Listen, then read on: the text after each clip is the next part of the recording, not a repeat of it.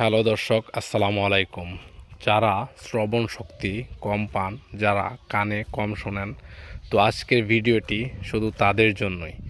তো বাংলাদেশে এমনও ব্যক্তি রয়েছেন, অনেকেই কানে কম শোনেন, জন্মগতভাবে সমস্যা হয়ে থাকে। আবার এমনও সমস্যা হয়ে থাকে, আপনার যদি প্রেশার আপ ডাউন করে বা কোনো শরীর দুর্বলতার কারণে কানে হঠাৎ করে আপনার শোনা বন্ধ হয়ে যায়, মানে কান দিয়ে কিছু শুনতে পান না। তো আজকের জন্যই তাদের এই ভিডিওটি বানানো। তো আপনারা ভিডিওটি সম্পূর্ণ দেখবেন, আর যারা চ্যানেলের নতুন দর্শক তারা অবশ্যই চ্যানেলটি সাবস্ক্রাইব করে দিবেন।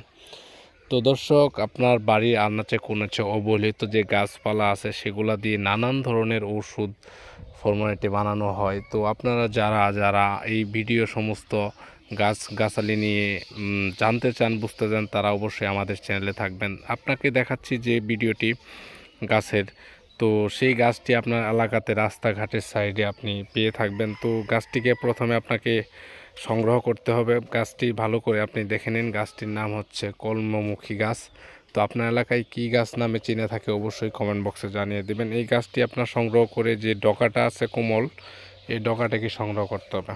এই ডগাটাকে সংগ্রহ করে ভালো করে বাটনা দিয়ে বাটি নিয়ে তারপর আপনাকে পেস্ট বানিয়ে নিতে হবে। পেস্ট বানিয়ে নেওয়ার পর আপনাকে 2 চামচ কালিজিরার তেল নিতে হবে। তো 2 চামচ কালিজিরার তেল নিয়ে ভালো করে এই ডগার যে বাটনাগুলো আছে, এই থ্যাতলা যে অংশটা সবুজ সবুজ বা কালো কালো অংশ হয়ে থাকবে, সেটার সাথে ভালো করে মিক্সড করে নিতে হবে। মিক্সড করে নেওয়ার পর আপনার যে কানের সমস্যা প্রবলেম, ওই কানের উপরিভাগ ভিতরে কোনো প্রকার পেস্ট জাতীয় জিনিস আপনারা দিবেন না।